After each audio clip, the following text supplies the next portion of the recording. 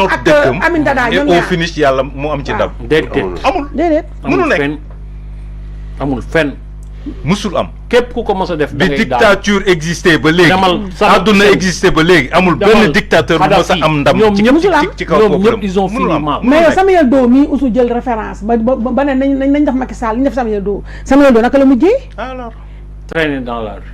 dagate ko coupé en petits morceaux def ko pièce détachée viande hachée peuple usu nag amul benn référence bu baax peuple bu mel ni peuple Sénégal nag soo ko xamul nga xëy mu dal sa loxo nga war ko jiite préparé woo waaw xamoo préparé woo xamoo coin yeeg recoin yi waaw parce que tey président bi mi ngi ci 1 an presque 6 mois defagul tour du Sénégal déedéet dëgg la dafa ko tour Sénégal defagul tour du Sénégal waaw boo xamul mentalité dëkk boobu xamoo ñi dëkkee dëkk boobu day yomb trop nga yaakaar ni ñi mën nga ñëw teg leen dictature mais Sénégal am na ñoo xam boo leen naree teg dictature dañuy dee ñu dee wute ko maa la ko wax duñ ko nangu te bëri c'est pas ak possible fii bëri liñ loolu mënul nekk de. waaw lun ba c'est-à-dire que man dama leen déglu nii mais dama ne li ngeen di wax nii yëpp Ousmane Sonko mënu ko il n'y arrivera pas parce que tout simplement on est dans un pays où c'est vrai que ça fait ñaata 64 ans que ñu am indépendance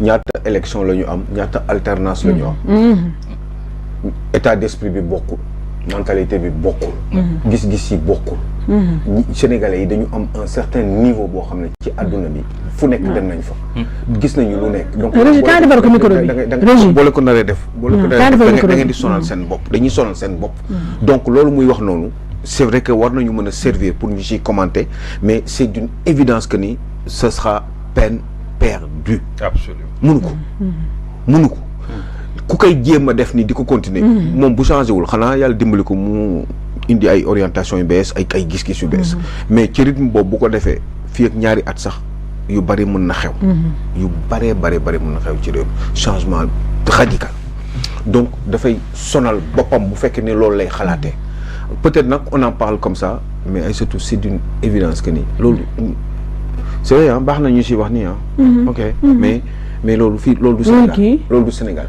il va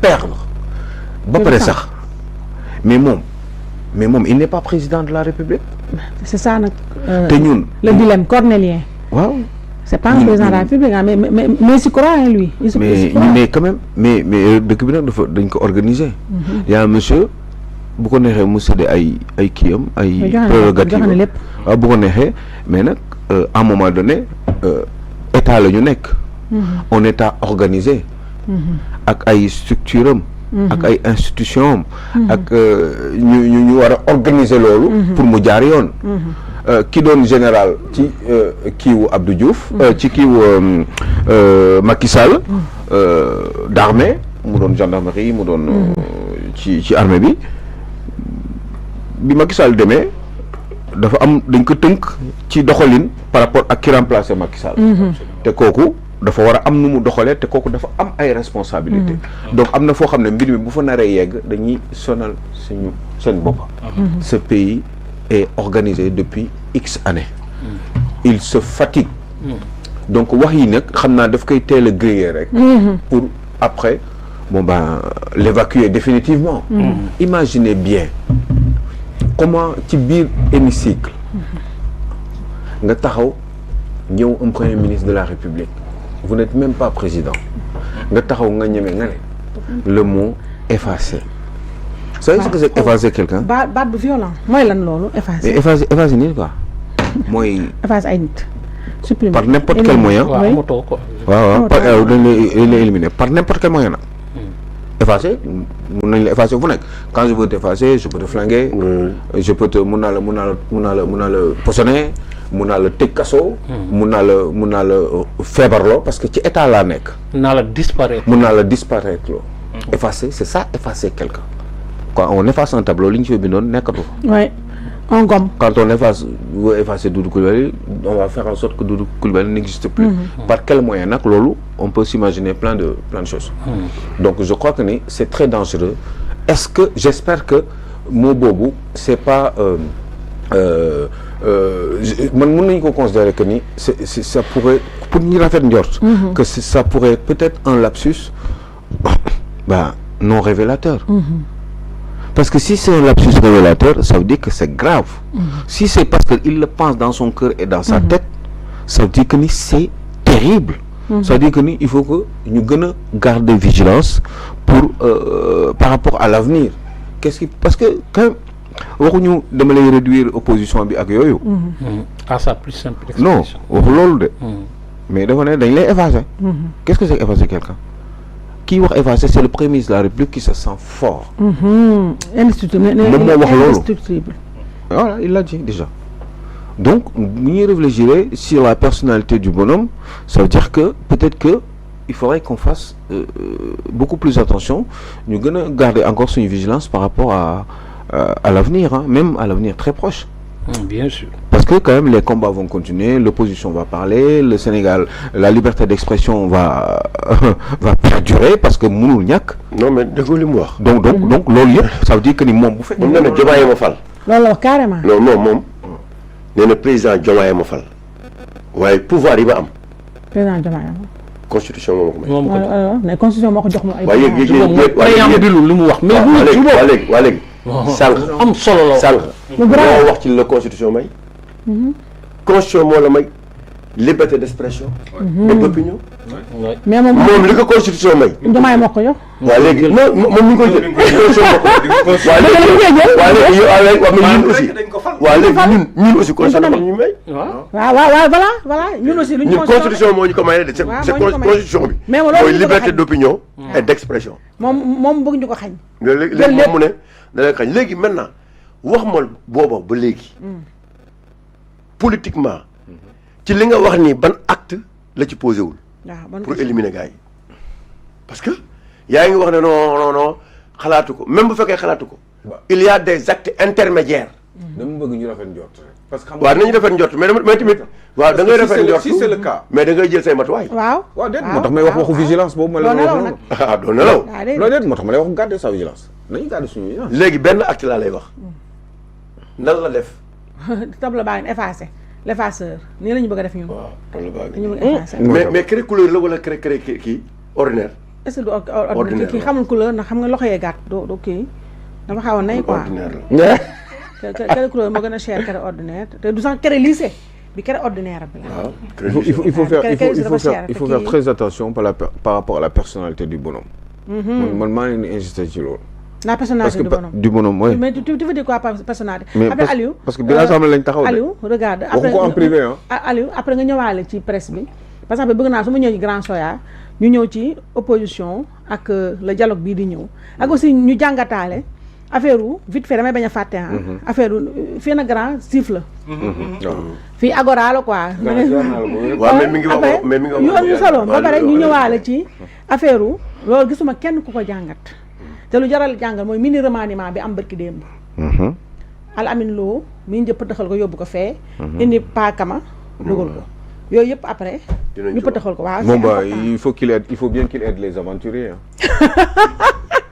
t'es pas gentil toi bah c'est-à-dire que c'est lui qui l'avait dit sama grand la nag wax dëgg yàlla mais on ne peut pas donner ce pays à des aventuriers qui n'ont aucune expérience. Bon bah si c'est pour jàppale leen pour intérêt réew mi mais il y a pas de problème pourvu que ça marche. non moom kay intérêt boppam la fa dugg. Ah bon bah on verra bien dans le proche avenir parce que quand même réew mi kat wax dëgg yàlla soxla na ndimbal. Parce que les gens sont fatigués. Maintenant man ça me pose vraiment un problème de travailler avec des aventuriers. Des aventuriers qui ont la commande, qui sont naturellement ton patron. Ñoom ñooy sa patron. Normalement bu dee ñooy sa patron ñoom ñoo la war a wan itinéraire bi nga war a jaar. ñoom ñoo lay jox ay orientation. ngay définir. ñoom ñooy définir la politique. ngay exécuter. mais léegi ci presse bi yow lan nga leen mën a. léegi ñëwaal ci presse bi. avant nga ñëw fële. ñëw ci presse bi. mais presse bi. ak non man moom dir comme bi wax. waaw man moom aw ma droit nekk kii aw ma droit nekk directeur publication parce que dégg naa ne aw ma expérience bon bind naa 2000 papiers nag au moins de 2500 signes. ci 4 ans presque 1000 numéros. waaw. xam nga li mais nee nañ il me faut 10 ans bon ay man du ma xaar 10 ans. ah mais parce que man man pour man. yow 4 ans yi nga am sax ñu ko fi am bëriwut. non sans te moom amul droit sax laaj ñu dara moom dafa amul droit. sans arrêt ok. moom le problème mooy li Soya wax sànq dafa amul benn droit. ci teg plateforme. ba ñuy lëj mat di ñu yëlëb ak naan kii moo am droit wax kii moo amul droit wax. kii moo am ku amul temps de loolu mooy kon tey ku génn si fraîchement amoo droit nekk patron. waaw amoo droit créer sa entreprise waaw mais Aïssatou man sama publication man maa koy assumer sama bopp. waaw ah oui man parce que man dama koy assumer. waaw daggetu juriste laa nag nekk gestionnaire de patrimoine liggéey naa ci fu nekk ci àdduna liggéey naa lu bare expérience bi ma am tey je suis le correcteur de mon journal bu fekkee ni mandat bi dem leen ngeen xool ci ginnaaw yëpp li fa xew depuis 4 ans ci ginnaaw bu amee ay erreur bariwul kenn musuma woo fenn kenn musuma ko woo te mosoo wax lu taal réew musuma wax jàngaloo kenn ñu utiliser musuma jàngal nu ñuy utiliser du ma wax lu ñaaw du ma ko nangu maa ngi jéem a manager en me fiant de la déontologie qui est lié à l'esprit journalistique. C'est très équilibré. yenn saa yi sax da ngay génne une mamelle. non mais damay équilibré xam lu tax parce que lu ñëw sama xel bu baax fekkee dafa baax pour réew mi je le fais parce que loolu laa xam. parce que loolu moo taxoon ma jóg mbir mi. j'aurais pu dugg biir Walfadjri Walf Quotidien. parce que maa ngi fa. mais j'ai pensé que ni il faut que je fasse à peu près autrement moo tax ma choisir créer journal. di ci nekk ak ñoo xam ne nag xëy na maay seen patron mais ñoom am nañ 15 ans de. daw nañu rappel kii nañ ma ñoo expérience ci pratique waaye wax dëgg yàlla man damay correcteur journal bi te j'ai le dernier mot te wax dëgg yàlla ba léegi nii mbir yi kay pour man c'est à peu près normal au moins c'est passable mais apparemment je n'ai pas d'expérience pour être directeur de publication mais surtout beneen affaire je peux être directeur général du journal après ma indi benn directeur de publication boo xam ne lu ma neex ma def loo ko elle serait où la différence